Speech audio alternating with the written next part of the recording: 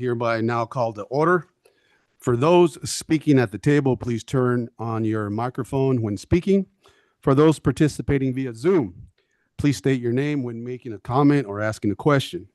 We will now begin the meeting with a roll call of all members. Thank you, Vice Chair. I will go down the list of members alphabetically. Please unmute and indicate if you are present. Patrick Banger. Present. Thank you. Ben Bitter. Here. Thank you. Scott Butler. Present. Thank you. Greg Caton. Here.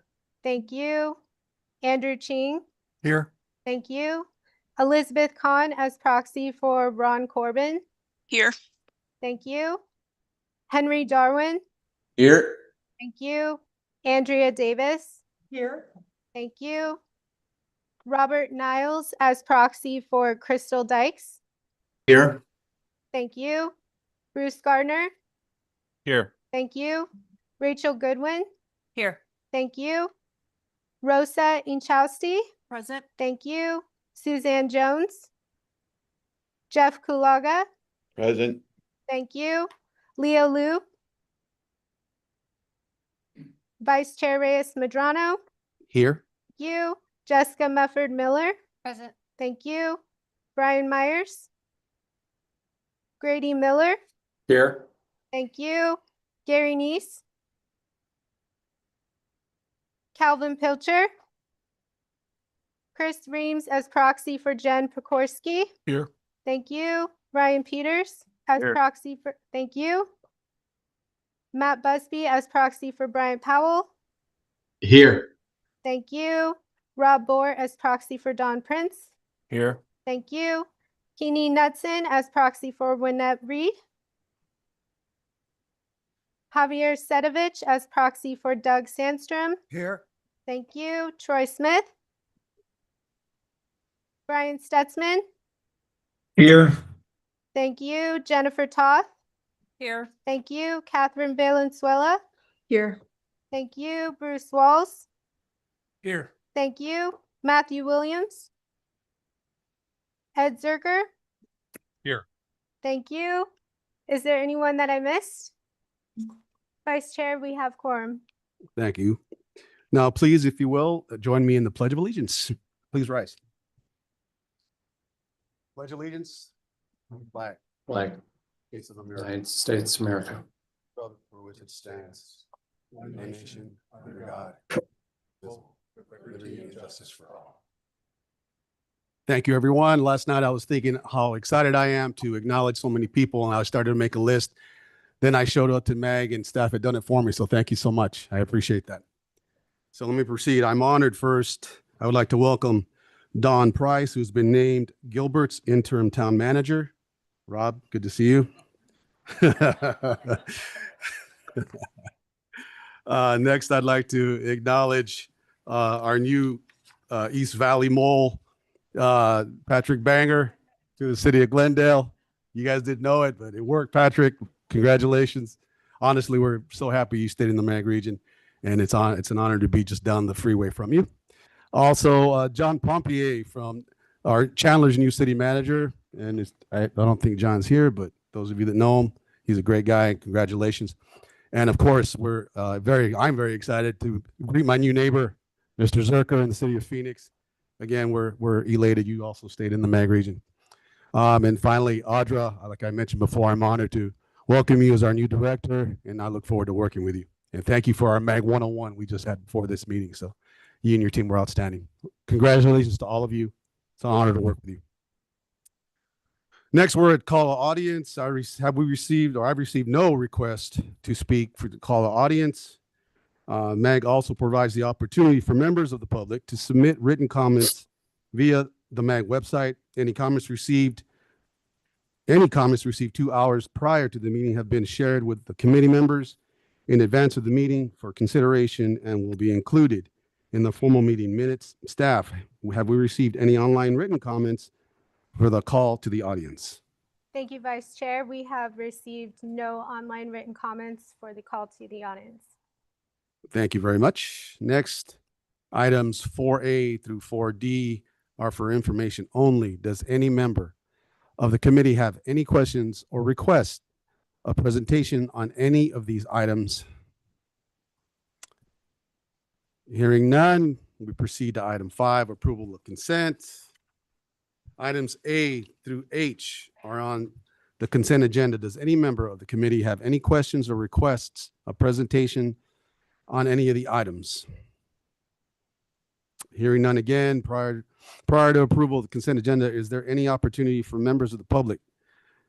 There's opportunity for members of the public to comment on any item on the consent agenda. To date, I have received no request to speak on the consent agenda. Staff, have we received any online written comments for the consent agenda? Thank you, Vice Chair. We have received no online written comments for the consent agenda. Thank you again. Is there a motion to approve consent items 5A through 5H? I motion. Thank you. Mr. Chowsky. Was that you, Mr. Butler was second. We will have those participating in the meeting online take part in the voice vote by turning on their cameras and unmuting their audio. For those who cannot or do not want to turn on their cameras, staff will conduct a roll call vote. Members, please leave your cameras on until after the roll call vote. Can I have a voice vote of those in the room and those online? Those in favor say aye. Aye. Aye. Those opposed say nay. Please leave your cameras on. Staff, can you take roll call of the members participating virtually who did not turn their camera on? Thank you, Vice Chair. Everyone had their cameras on and the motion passes. Great, thank you. On to 6, it looks like, yes. This item is on the agenda for action and will be presented by Patrick Stone, Deputy Transportation Director for the City of Buckeye. Thank you, Mr. Stone. Good afternoon, Vice Chair Medrano, members of Management Committee. Before I turn the presentation over to Mr. Willett from the City of Buckeye, just taking a moment to orient the committee on the second deferral process and why we're here. The regional programming guidelines that were approved by MAG Regional Council last March require a member agency requesting a second deferral to identify and document what the specific problems were that has led to the second deferral and what the agency is doing to address those problems, including a revised schedule and budget. And with that, I'll turn it over to Mr. John Willett with the City of Buckeye. Thank you. Good afternoon, everybody. Thank you. I was asked to keep this presentation to less than 15 minutes, so I'm going to try my best to do that. I'm just kidding. It'll be very quick. Thank you. We're shooting for 12:47. 12:47? All right, I can beat that. So again, my name is John Willett. I'm the Deputy Director of Transportation in the City of Buckeye, and I'm guessing it's the button that's worn out. Okay. This is for the Miller Monroe ITS second deferral presentation to you all today on January 14th. These are the project limits. Is it not showing up very well? Oh, it's one of those kind of things. I'm sorry. So originally this was 2 projects we submitted for this call for projects in 21. First project was Monroe, the red line at the bottom through downtown Buckeye to connect our traffic signals all together so we could talk to them. Second project. Am I not doing this right? There we go. Okay, it's a delay. The first project, back up a little bit, was programmed for 2023. Second project was for Miller to go from I-10 all the way down to MC-85 in Monroe. It was programmed for 2024. When we met with ADOT to kick these projects off, they kind of mentioned, wait a minute, these projects share the same corner of Monroe and Miller. Why don't we make them one project? So that's how the first deferral came about. We combined the 2 projects together and moved it to fiscal year 2025.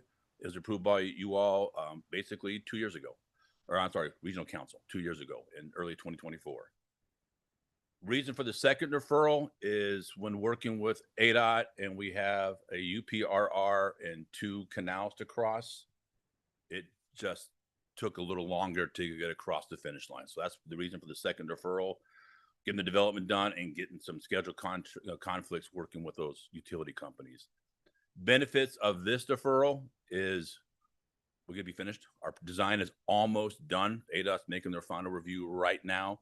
This deferral is a little slow, mainly because I missed the last meeting. Sorry about that. And then so we can get to the finish line. We also had some CIP projects that did some improvements on the Miller Road corridor. They actually put in some of the conduit that this project would have put in, so it saves some money. And we had some developer projects do some of the same stuff. So we had some conflicts, would have been working in the same area.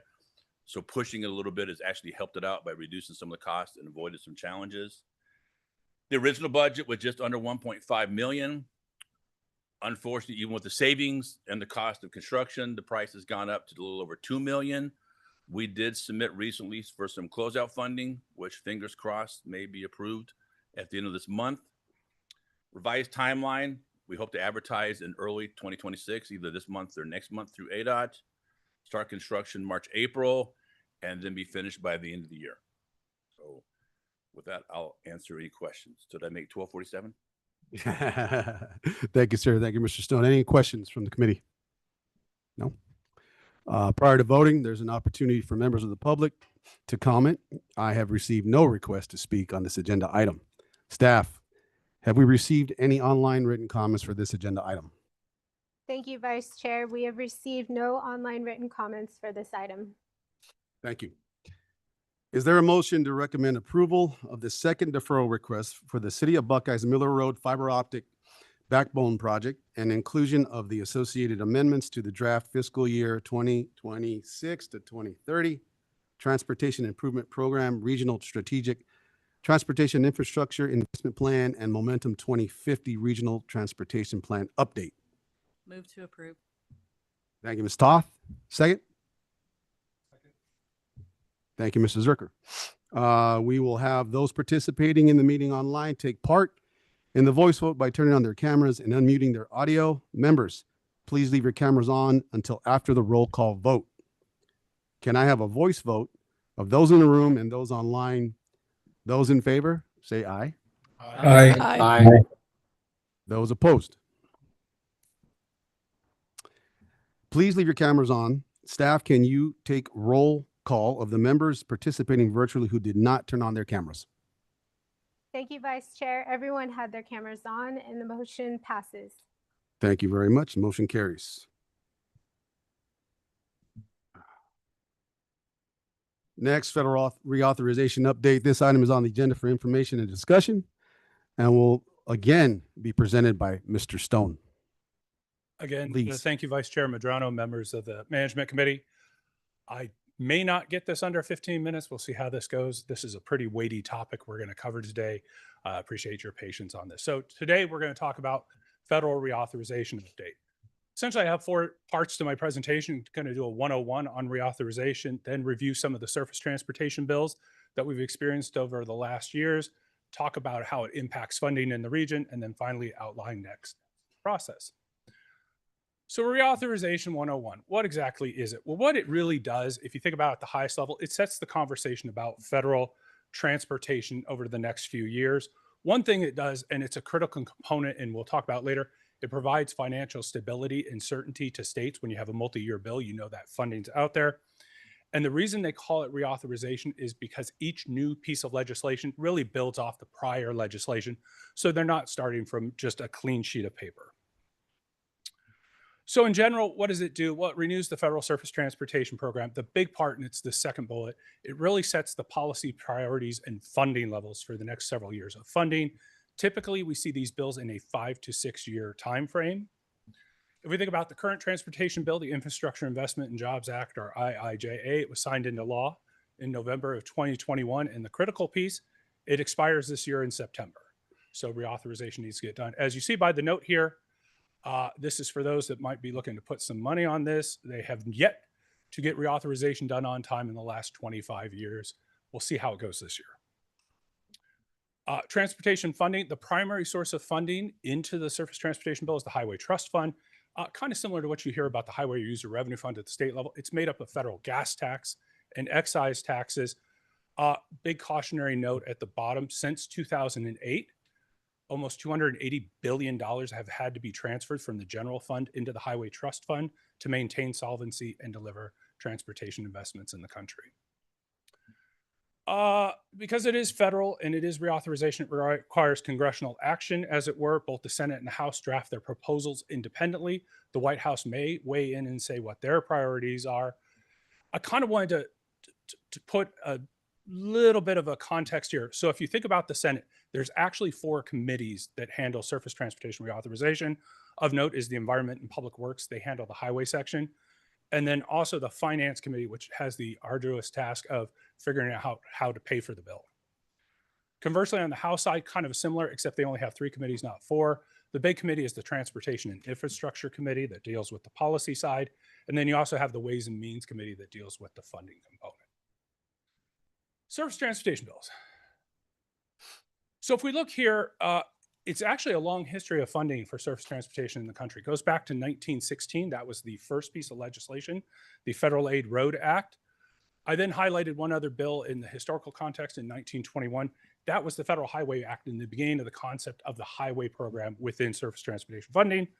Of note, in the 50s, we saw an impetus and a desire to build out the interstate system. Then we have a nice little break. And then this is a lot. This is what we consider modern surface transportation bill funding, starting with, and I will explain the acronyms on subsequent slides. The feds do love their acronyms. The first one is ICE-T. No idea why, but it was ICE-T. But that's considered the beginning of the modern surface transportation bills from 1991. As I noted earlier, IIJA or bill, which is the bipartisan infrastructure law, was passed in 2021. And again, that endpoint at later this year in September.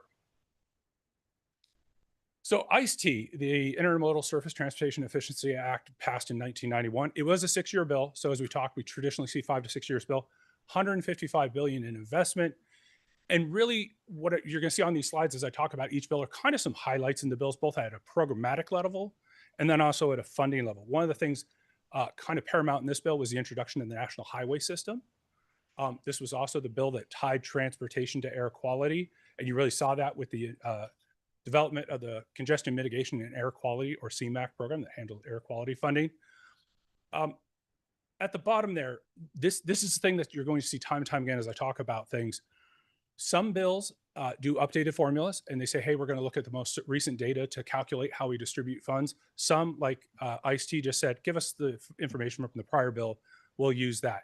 And then the other keynote at the bottom, which comes back time and time again, minimum guarantees. So states pay into the Highway Trust Fund, and some states paid a lot more than they were getting back and had quite a vocal response in Congress and said, hey, we at least need to get a minimum amount of funding back. And so you've seen this throughout surface transportation funding, the concept of states saying, hey, I want to at least get my fair share. Move forward to 1998, the Transportation Equity Act of the 21st Century, or T21. They liked T for a while. This was a big 6-year bill, 217. You see the growth. So we're seeing growth in the bills, bill over bill. This one's interesting. It added a program called the Transportation Enhancement Program. That's subsequently gone away, but it was really replaced with what we know today as the Transportation Alternatives Program. This bill, unlike its predecessor, did actually use updated formulas to determine the funding for each program. Allowed states to shift funding between programs. The third bullet, I think this was interesting. I did not know this until I was doing my research. This was the bill that stopped sweeps out of the Highway Trust Fund to solve the deficit issue. So this bill actually then prohibited and made the Highway Trust Fund set aside and standalone so that it couldn't be. And then in that minimum guarantee process, you saw a more robust process develop to help states ensure they got what they believed to be their fair share. Jump forward to, oh my goodness, this one. It's like the RSTIP. 2005, the Safe, Accountable, Flexible, and Efficient Transportation Equity Act of 2005, a legacy for users, Safety Lou. Longest name, it's named Lou because the person who wrote the bill, that was their spouse's name. So they put it in the title of the bill. Random fact, you can use that at a party. Another 5-year bill, $244 billion. Again, you see that growth. A long-term bill, but growth into the funding. You again saw development and expansion of the number of formula programs. This one added the Highway Safety Improvement Program, a critical component of safety, as well as also the Safe Routes to School program, which eventually became subsumed into TA. Kind of a watershed moment in 2008 was the first, or 2009, excuse me, was the first time they had to do an infusion from the general fund into the Highway Trust Fund. The trust fund would have gone insolvent and they would not have been able to pay the obligations of the federal process. Unfortunately, this was also the last bill to use new formula factors. We often talk about surface transportation funding. We're like, oh, they're using old data. This is the bill they're using it from. So all of the data here comes from the mid 2000s when we talk about what states get for funding. And then finally, that equity component, this was the last one that had a kind of a prescribed equity component, and it represented 20% of the funding in the bill, which was a substantial investment. Moving to a little more current times, we're now into the last decade, moving ahead for progress in the 21st century, MAP 21. Interesting, if you look at this, it is the one you notice that's the outlier. It's only a 2-year bill, $105 billion, a little growth year over year. This is probably considered the single most transformative of the bills in recent surface transportation funding. And why is that? Well, one thing it did, over time, they had been growing the number of discretionary programs, the number of formula programs. This is the one that shrunk them back, and they did a lot of consolidation in this bill. The other one is they established the tie of performance to funding. So this was the first one with the performance-based approach. So it was quite a transformative bill programmatically, but then also on the funding side. I'm going to bounce around a little bit in this one because there's a weird topic to explain here. But essentially, if you think about it, and as I talked about, the last bill to change how states got funding was Safety Loop. And what it essentially did, this bill said, hey, the amount of funding you got in 2009 as extended through 2012, that's what you get. So they just said, what's that percentage? Oh, Arizona, you got X amount against the total. It's 1.85%. So they did nothing to change how they calculated. They just said, well, you got 1.85% before. That's what you're getting. And so before, the government used to say, we're going to figure out how to allocate the funding to the program. So this much for highways, this much for enhancements, other things. This bill said, no, Arizona, you get 1.85%. Now we're going to tell you how to divvy it up amongst the categories. So what you really get is you get this disconnect between the funding and the needs. So states were told for highways, national highway, you get a certain number. It's not based on a need or a data-driven approach. It just said, these are how the calculations work out. This is what you get. The most recent bill before the current one, the FAST Act, the Fixing America's Surface Transportation Act, back to a 5-year bill, substantial increase up to $305 billion. Did add one new formula program, the National Highway Program, which we've seen that. The Surface Transportation Program, the STP, this is when they converted it to a block grant program. One thing that's impactful for the region is that funding, part of it's suballocated based on population. Traditionally, it had been 50-50. Starting with the FAST Act, they changed the percentage every year. And so the amount suballocated by population, which does have direct benefit to the region, increased every year over year, up to 55% at the end of the bill.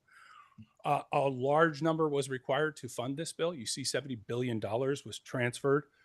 This was also the one, people who may have been paying attention, they talked about a lot of accounting offsets. They were just pulling numbers from wherever they could find it to say, this is how we're going to fund it. And then on the transit side, this is also the bill that saw a significant increase to bus funding. Finally, today, here we are, IIJA, massive increase. This was the single largest transportation investment in the nation's history, 5 years, over $550 billion. This is like an 80% increase year over year from the prior bill. So they did add 2 new formula programs. They added a couple more, the Carbon Reduction Program and also the Protect, which covers resiliency. And this was the bill that did something a little weird. Traditionally, you saw surface transportation funding. They did a concept called advanced appropriations. So they pre-gamed some transfers out of the general fund to fund things. And 2 of the biggest ones they funded the EV program and the Bridge Formula Program. This one significantly also increased the number of discretionary grant programs. So you see we talk about there's a lot of funding in grants. And in addition, it needed $118 billion to be fiscally constrained. That's a lot. So let's move on to something a little simpler, funding. Slide you're all familiar with. This is the RSTIP slide. We've often used this slide to talk about the investments in the region. But today I really want to focus on the lower right-hand corner and specifically the part outlined in mauve, and that's really the federal funding allocated to the region. And why is it so important? Almost 40% of the funding in the RSTIP does come from federal sources. So any changes to those sources and totals have a profound impact into the region. So talking about the Highway Trust Fund, and as I mentioned previously, prior to 2008, it was self-sufficient, funded itself. But as you can look here on this, and as I mentioned earlier, over $275 billion has been transferred. And even with all of that, as we sit today, the trust fund goes insolvent in 2028. So as they think about the next surface transportation bill, paying for it is always going to be top of mind. This I think is just kind of interesting. These are all of the transfers made from the general fund into the highway trust fund since 2009, and or 2008, excuse me, fiscal 2009, $275 billion. And it keeps getting more each bill. So it's great. We have more funding for projects, but there's a cost associated with it. This is a fun slide. So federal gas tax. You hear we talk about in Arizona all the time, haven't increased the gas tax since the early 90s, 1991. Feds haven't done it really much either. 1993 was the last time the federal gas tax was increased. So what this chart really shows here, if you adjust for inflation, they've lost 73% of purchasing power out of the highway trust fund. So they're using somewhat of an archaic methodology, and over time it's just eroded itself. So there's less funding available to deliver those projects, hence the need for those infusions from the general fund.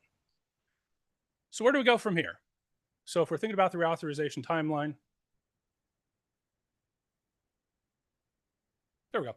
So last year, 2025, Congress did actually do some things. So they had some listening sessions over the summer, really started kind of identifying what they thought key priorities might be. You've heard Chair Graves of the House T&I Committee and others come out and kind of start saying what they think they would like to see in that bill. From a MAG perspective, a lot of our advocacy groups and the groups we're affiliated with have also conveyed to Congress what they see as priorities. As we move into the springtime, we expect to see bills introduced. We'll start seeing the committee hearings on those bills. We'll start providing those updates as part of an agenda item. It may be an informational item in subsequent meetings, but we'll certainly, as we know, additional information provide that. We move into the summer. Things go according to plan. The committees finalize their sections of the bill, start crafting it into the larger legislation to go to the floor for passage. Again, we'll provide those updates. And then the big one, if everything works, stars align, bill's reconciled in the fall, goes to the president for signature, he signs, and then we come back and once we understand the full final bill impacts, we'll provide those back to this committee. So I wanted to leave and end on two topics, and really these are the issues. And so what we see is we see the kind of from a regional perspective and folks like AMPO and others associated with the LOT Coalition, what are their priorities? What have they really focused? A lot of it goes back to local control. They make their advocacy point is a lot of the roadway system exists in the local and they only get 14% of the funding. They would like to see more funding for local control, more direct allocation of formula programs. The biggest one, and it's that second to last bullet point, the bullet to the side, they would argue for carrying over unobligated balances. As you may know, and we've talked previously, federal highway funding is use or lose. You get it in that year, you have to obligate it in that year. They're saying, well, we'd like to see if we could carry that over to give us more flexibility. Conversely, you move to the other side, and this is the national perspective from AASHTO, the American Association of State Highway Transportation Officials. Kind of a different thing. One thing I think is interesting here, they want stability in federal funding, which is understandable. Any new bill, they think it should at least account for inflation, so they don't want to just see a zero growth bill. They would like more transferability. The big one is the second bullet point. Their position is to increase formula funding to 95%. As it sits today, because of all the discretionary grant programs, the split's 74 formula, 26 discretionary grant. So that would be a substantial impact at the grant space. And then finally, the second to last bullet point, they've floated the idea of taking away the tie-in of funding to federal performance targets. And with that, Vice Chair Medrano, members of the Management Committee completes my presentation, albeit brief as it was. I'd be happy to take any questions. Thanks, sir. Thank you for the history lesson, Mr. Stone. Any questions from the committee? Anybody? You belong on the History Channel, sir. Look forward to it. Mr. Chair. Yes, sir. Mr. Zuercher. Patrick, what's the amount that we need to make sure is in the bill to maintain the integrity of the R-STIP? You showed us that box. How much federal money we're counting on. Is there a danger point that we're not going to get that? Thank you, Vice Chair Medrano, members of the Management Committee, Mr. Zuercher. The R-STIP was a very conservative. We took a very conservative approach in the funding, so we didn't think we would see, as I mentioned earlier, from FAST to IIJA, it was 83%. Before that, the growth was in the 7%, 12%. So we took a very conservative approach in each reauthorization to assume a very modest nothing more than 5% growth in a bill. And the conventional, which is 2% year over year. That's been very traditional with every federal transportation bill, is once you get in the bill, it grows 2% year over year. So if they do what, you see Ashtos and others, just account for inflation, we'd be fine. I mean, if they come back to a zero growth bill, or if there's any sort of restriction to the bill, then we have to, that's a whole separate conversation. And just to follow up on that, how much do we count on discretionary grants? Would the move to formula be an issue for the RSTIP? Thank you, Vice Chair Madrano, members of Management Committee, Mr. Zuercher. It's actually, and I really wrestled with this question. I hoped and assumed someone might ask it. We as a region have been tremendously successful in discretionary grants. Last year, we got the single largest discretionary grant for the 35th Avenue 60 Indian School. The department's been wonderful at getting grants. We got funding for Wild Horse Pass, the flex lanes up north on I-10. At the agency level, we've done well. The city, which you represent, really good at the build grants. So we've done well in the discretionary grant space. So if we lose it there and we get it back on the formula side, there's calculations in there. We don't get dollar for dollar. It's not like, oh, formula goes up $100, we get $100. No, we don't. We get a part of that because we share it with others. So, I mean, the devil's in the details. The one thing they've talked about is reduce the number of discretionary grants, but increase the eligibility within the formula programs to allow you to kind of, in a way, well, you can now do this project here. So summarize then, anything that's in the normal, reasonable realm of the reauthorization, we're fine on the RSTIP level. 100%, sir. Thank you. Thank you, Mr. Zuercher, Mr. Stone. Any other questions? Great. Next, item number 8, history and status of air quality in the MAG region. This item is on the agenda for information discussion and will be presented by Mr. Poppin. Thank you, Vice Chair Madrano and members of the MAG Management Committee. I really wanted to take some time today to talk through MAG's comprehensive work and accomplishments in air quality in our region. We have been focusing a lot on ozone in the last year. The MAG's work in air quality has a long history and has been very impactful beyond just ozone. So I hope this presentation will give you a sense of the amazing work that you and everybody on the regional council has done over these past 5 decades, along with where we are currently moving forward into this year.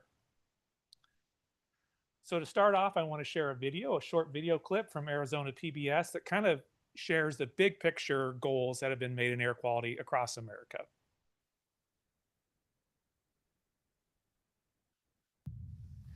Well, Emily and Tracy, glad to have you. It may seem obvious, but why should our listening audience really care about air quality?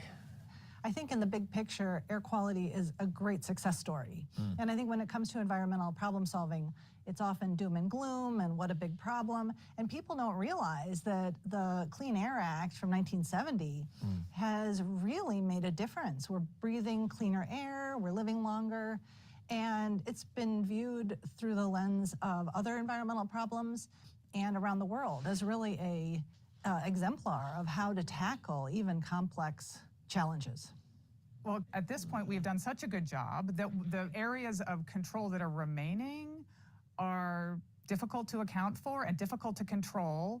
And it's particularly as the West, for example, dries, you have many more wildfires. Those lead to areas not attaining standards, but the local emissions have dropped significantly. How does the locality control for pollution that results from a wildfire in California or from air pollution that comes across our borders from China?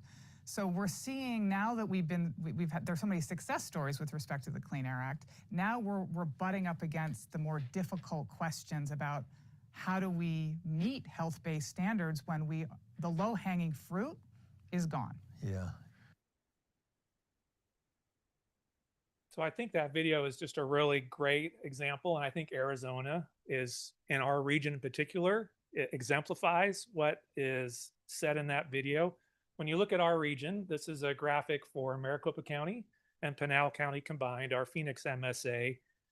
You can see the tremendous economic growth that we've had, almost not quite, but a doubling in the vehicle miles traveled since 2000, population growth of 56%. Yet since that time, we have reduced overall air pollution emissions by 50%. Just a tremendous, tremendous story. When I often ask students, do you think air quality has gotten better or worse? They almost always say worse.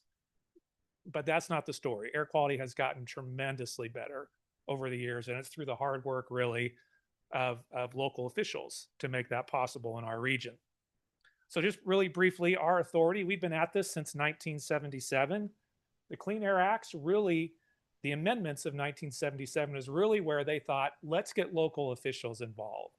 The idea was we're closest to the problem. They should coordinate with state officials to plan on how we're going to address air quality issues.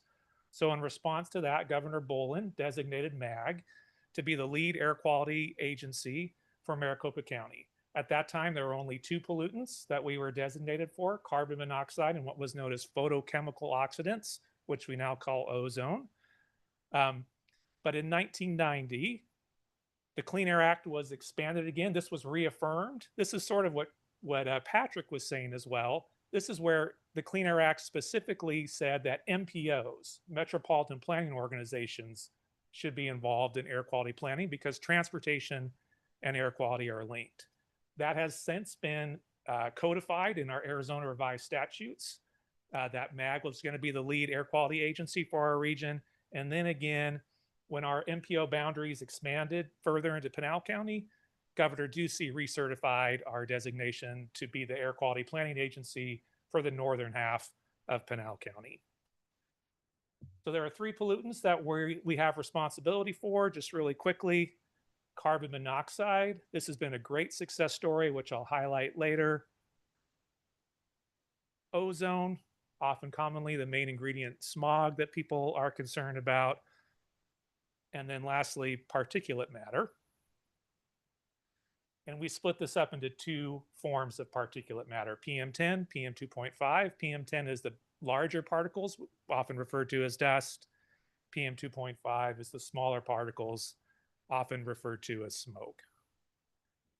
So just for some context, I'm going to show you a bunch of maps to kind of go through the history of where we've been. That sort of blue shaded area is MAG's MPO boundary. The yellow shaded area is the Sun Corridor MPO boundary. And then you'll see the various non-attainment areas as we move forward. So carbon monoxide, 1971 standard. The standard was 9 parts per million. We're now at 2.7 parts per million, well below that. This was really a problem in the 80s and 90s, and it really is all connected to vehicles. So cleaner fuels, cleaner exhaust technologies is really what got us into compliance. Our last recorded exceedance was in 1996, and since then, we have maintained the standard through 20 years of maintenance plans. This is a real success story. We're at the end of the Clean Air Act process. We don't have to do any more planning for carbon monoxide. This is a victory lap. We did it, we're done, and we can move forward. Great work. Switching to ozone, this is a more complicated story. There have been 4 ozone standards since the first one came out in 1979, each one more strict. Each one, you'll see that the area expands as these standards evolve. At first, it was a 1-hour standard, 120 parts per billion. Our 1-hour value currently is 103, even with wildfires, so we easily attain this standard. Last year we violated was 1996. EPA determined, yes, you made it, and they redesignated us a maintenance area, and then they subsequently revoked the standard, so we don't have to do planning for this anymore. There are areas of the country that still do not meet this standard, and that's in areas in Los Angeles primarily. The next standard that came about was the 1997 8-hour standard, and it shifted from a 1-hour standard to an 8-hour. And briefly going through this, we were designated in 2004, and that's the same year we attained. So we've been attaining this standard for over 20 years. EPA redesignated us from a non-attainment area to a maintenance area, and then they subsequently revoked this standard as well as more stricter standards went into place. You can see that non-attainment area grows.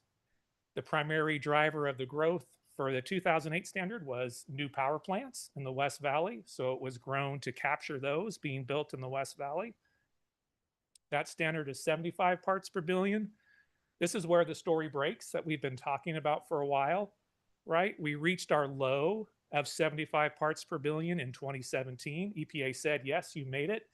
They had to remove a couple wildfire events, but we made it. And then since then, ozone has been going up or has been staying standard or been staying flat. EPA's determination was upheld. They were sued on it, but the Ninth Circuit Court of Appeals upheld it and said, nope, you guys didn't meet it. And so we continue to plan for this standard, even though the more stricter one is in effect. And then lastly, really briefly, this is the one we've been talking about the most. And as you know, the standard is 70. EPA has proposed to say that we did make the standard when you exclude the impact of international emissions. So tremendous growth with ozone, tremendous success with ozone, but challenges still remain. For particulate matter, we have one PM10 non-attainment area in Maricopa County. Again, this is dust. This was a huge issue in the late 90s, early 2000s. We end up having the strictest dust control measures in the nation. We still do. Many of your cities had to issue dust control ordinances in response to the planning work that MAG did. So this was a huge lift. The standard is a little complicated. You're only allowed to exceed 1 day a year over a 3-year average. So that's why the standard it's kind of worded awkwardly. Our 2024 value, we've had 4 average exceedance days, but that includes dust storms. If you take out dust storms, we believe we're still attaining the standard. EPA said, yep, you met it in 2012. They were sued on that as well, but the Ninth Circuit Court of Appeals upheld that as well. So this was a huge lift by MAG, and it's really a ton of work to get us in compliance with this standard and to keep us there. There's a PM10 non-attainment area down in Pinal County. And again, when our boundaries expanded, MAG became responsible for doing this planning in conjunction with Sun Corridor. This one has a much higher exceedance value, primarily because of the unique issues associated with agriculture and some of the unpaved roads down there. So there's more work to be done down here. We have a plan submitted up to EPA in 2023. We're hoping they take approval action on that, but more work is still required to come into compliance with the standard in West Pinal. And then lastly, there is one PM 2.5 standard for the 24-hour standard. The standard is 35. We're currently at 26. So we're meeting that standard. Again, another success story. EPA determined that, yep, you did make it back in 2019. So we're working to submit what's known as a redesignation request and maintenance plan. We'll be doing that this year to turn this area into from a non-attainment area into a maintenance area. So now I want to shift to current day and kind of a status of some of our efforts for these last remaining slides. Fireworks. We had this huge push this year to do consumer awareness campaign on the impacts of fireworks. And the rain saved the day for us. As everybody is aware, we're very thankful. We had rain on New Year's Eve and on New Year's Day, even though we still had tremendous consumer fireworks activity that I think all of us were aware of. You can see the concentrations were vastly lower. So last year, January 1st, 2025, we had the worst ever recorded in West Phoenix, 258. It was a tenth of that this year at 21. No exceedances, no violations. So again, it's kind of humbling, but weather always rules the day in air quality. That said, MAG, in partnership with Maricopa County, did really have a robust campaign. We had over 100,000 views on social media in regards to our awareness campaign. And really the top themes that we heard in response to those included the impacts on air quality and on health, pets, veterans, and their families. So I think we have a good toolkit moving forward. This issue will come back again. It's not going away, so it's important. And when we have those dry years, we're certainly anticipating having values that are very high. Okay, 2 more slides. Or 3 more, excuse me. Quick update on EPA's proposed action regarding ozone and the international emissions exclusion. So MAG and several partner organizations submitted comments in support of that EPA action on December 19th. Very thankful for ADEQ, Maricopa County in particular as well as our partners in Nevada, Utah, Colorado, all supporting EPA in this action, saying, yes, we agree with this. And it's important that EPA takes final approval. There were significant comments in opposition by a consortium of environmental groups like Sierra Club, Center for Biological Diversity, National Resources Defense Council, that EPA will have to respond to as well. Current timeline is they're going to go final in March. So we'll hear, I'll bring an update then on what that is. If they do approve it, we are expecting that they will be sued on this. So even with final approval, we are expecting litigation on EPA's approval. Okay, 2 more slides. While we know that 80% of the ozone is outside of our control, there is 20% that is theoretically controllable. It is produced by our local emissions. So one of the things we've committed to do is to better understand and bring insights forward on how to better address that 20% that is within our control. So I have 2 insights to share with you today on that. The first insight, when we really dug deep into our modeling, is that our focus should be on reducing nitrogen oxide emissions. So there are 2 emission sources that cause ozone: nitrogen oxides, volatile organic compounds. When we ask the model, hey, what happens? We're going to reduce emissions by 50%. We're going to reduce nitrogen oxides by 50%. We're going to reduce VOCs by 50%. The overwhelming impact, the benefit to ozone reduction, is in reducing nitrogen oxides. So if there are any measures that are taken locally, the focus should be on nitrogen oxide reductions and less so on VOC reductions. The second insight is that local reductions are more impactful in July through September than in April through June. We have a 6-month ozone season when violations occur. And this bar chart shows the impact of local emissions to ozone formation. And you can see that it's almost double in the months of July, August, and September. So really, any measures that are looking at local sources should be directed at those months of July, August, and September for the most impact moving forward. We're going to be explaining these insights more in detail at our Air Quality Technical Advisory Committee this month. So if you're interested, and if your staff is interested, please have them come or listen to this presentation. Our modeling team is really going to do a great job of going in depth into these as well. And then lastly, I'll just say that we're not done. We're going to verify these results with some of that monitoring data that was on the ground data that was gathered during the GLOR study of summer 2025. And we'll be bringing those results back to you as well. So that concludes my presentation. Happy to take any comments or questions that folks might have. Thank you, Mr. Poppin. It was tremendous work indeed, as well as our respective staffs. I used to do our commitments in Tolleson, and I can't imagine what the larger cities have to contend with. Any questions for Mr. Poppin? Staff, have we received any online written comments for this agenda item? Thank you, Vice Chair. There are no online written comments for this item. Thank you. Thank you again, Mr. Poppin. Next, item number 9, election of Management Committee Chair and Vice Chair. This item is on the agenda for action and will be presented by Samantha Kakalak. I practiced that, Samantha, I promise. Government Relations Project Manager. Thank you. Good afternoon, Mr. Vice Chair. So in accordance with MAG operating policies and procedures, officers serve 1-year terms with successions of positions through the ascending order of officers. In an event that there is a vacancy, which we currently have, the Vice Chair will become the chair for the unexpired term. And an individual who succeeds within 6 months of the term or less will serve the remainder of the term and is eligible to serve an additional full term. So before you today, we have the action for approval of ascension of the Vice Chair to the position of Chair, as well as the election of a Vice Chair. Happy to answer any questions. Any questions from the committee? Thank you, Ms. Klakalak. Let's see here. Prior to voting, there's an opportunity for members of the public to comment. I've received no request to speak on this agenda item. Staff, have we received any online written comments for this agenda item? Thank you, Vice Chair. We have received no online written comments for this item. Thank you. Is there a motion to approve the ascension of the vice chair to the position of chair and election of a new vice chair? Mr. Vice Chair, Yes, sir, Mr. Gardner. thank you.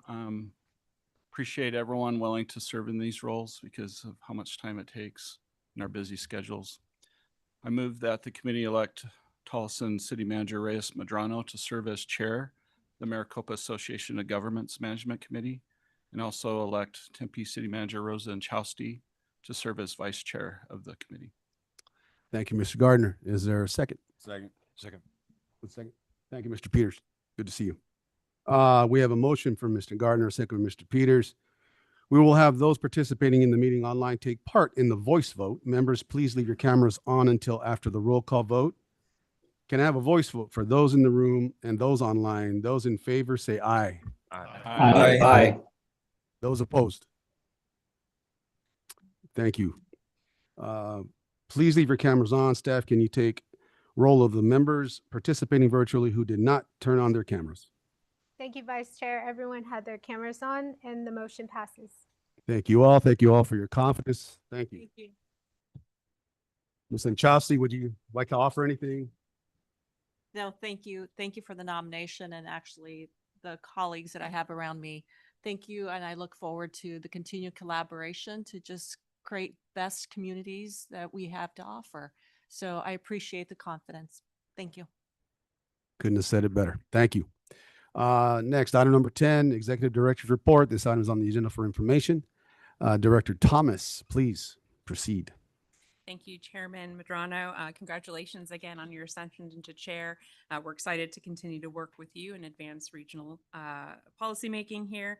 Also want to acknowledge your trust in me. Many of you have reached out also to congratulate me on this new opportunity. I'm very excited to lead the future of MAG, and with your support, I expect to do so successfully.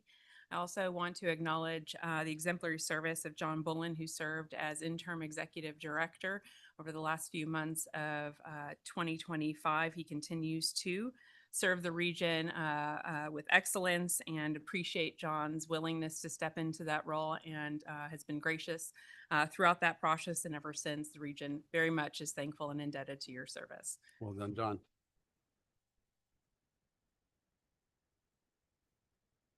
So Tyler, let's move to the next slide. I want to congratulate 3 cities that were awarded U.S. Department of Transportation Safe Streets and Roads for All grants, which is a competitive grant referenced earlier by Patrick for funding to address roadway fatalities and serious injuries. First, the City of Mesa, next slide. With a safe turn initiative to provide protected left turn only phasing and complementing intersection safety upgrades at 8 signalized arterial intersections.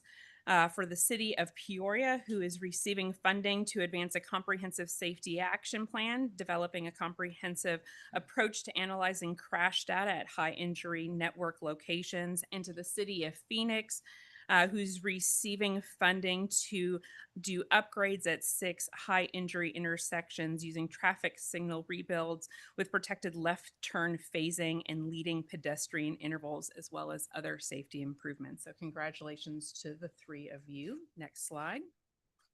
As Matt already, in December, MAG hosted a peer region review of the AZ SMART socioeconomic model that we use in conjunction with our transportation demand model to feed the kinds of decisions that we make here, but also that supports all of your individual work at your local jurisdictions, whether it's land use, employment, and related projection, data and analysis.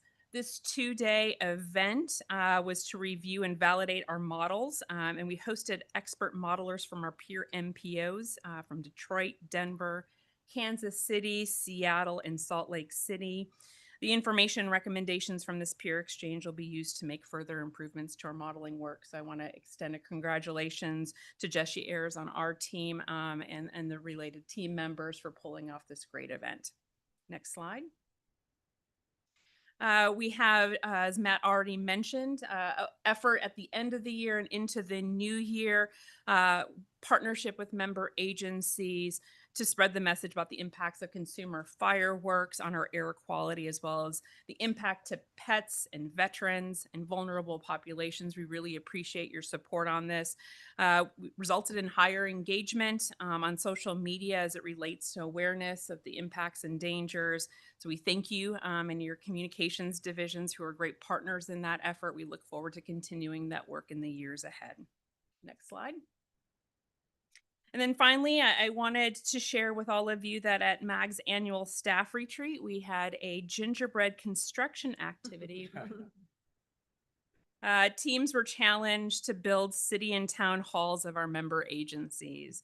In addition to the gingerbread replicas, teams wrote a story about their city or town, describing the unique attributes, a fun fact, or perhaps a description of a project for which staff has worked intimately with the member agency on. So one would expect the creative and technical MAG staff took extreme care in putting together and modeling replicas of your town and city halls, and it included such details such as signage, landscaping, iodized copper on some of your statues outside of your city's hall. We can't necessarily attest for the structural soundness of any of them. None of our engineers signed or stamped any of these products, but certainly enjoyed the opportunity to highlight all of you in gingerbread at the holiday season. Audra, Yes. I've got a question why only one West Valley city is represented on this slide. I assure you it wasn't just one. This is a selection of photos. We'll be cautious to make sure we have equal representation for that note in future slides. Our staff did have a lot of fun. Actually, remarked by a lot of our staff as maybe one of the more fun activities they've done at their tenure here at the end of the celebration of the holiday season. Before I conclude, do you want to acknowledge also that this is January, and so this is the month of our annual point-in-time homelessness count, and so our team is coordinating with all of you in preparations thereof. The point-in-time count will occur on January 27th. So with that, Chair Madrano, that completes my report. Happy to answer any questions. Thank you, Madam Director. Well done. And thank you, Mr. Benter, or Mr. Cantor, for your concern. Ms. Klakalak, please, legislative update. Thank you, Mr. Chair. I'll make this brief to meet the 1 p.m. deadline. Mr. Chair, members of Management Committee, this past Monday, we kicked off the 57th second regular session at the legislature. Governor Hobbs gave her State of the State, where she addressed issues such as affordable housing, increasing costs, border security, education, and water. Her executive budget will be released this Friday, as well as the Joint Legislative Budget Committee baseline report, so we'll have more to report on that at the next meeting. As of this morning, 520 bills have been dropped, and we're tracking those related to the work that we do here at MAG, including environmental planning, housing and homelessness, and of course, transportation. A couple of bills that I'd like to highlight briefly for you. House Bill 2106, Transportation Tax Deposit County Board. This is a repeat bill from last year that we tracked, and it is addressing Pinal County's collected revenues of the now struck down RTA tax. This will not have an impact on Prop 479 funding. Additionally, HB 2012, Vehicle Registration Fees, Alternative Fuel. This would adjust the current vehicle registration fees, currently set at $8 for all vehicles, to increase the fee to $85 for alternative fuel vehicles and $40 for vehicles that are fueled by a combination of alternative fuel as well as gasoline. The fiscal note prepared by JLBC notes that this would increase her funds by $18.4 million beginning in FY27. With that, that completes my report. Happy to answer any questions. Any questions for Samantha? Thank you very much. Any requests for future agenda items or comments from the committee in general? Great, thank you. The next meeting of the Management Committee will be held on Wednesday, February 11th at noon. With no further business, today's meeting is hereby adjourned.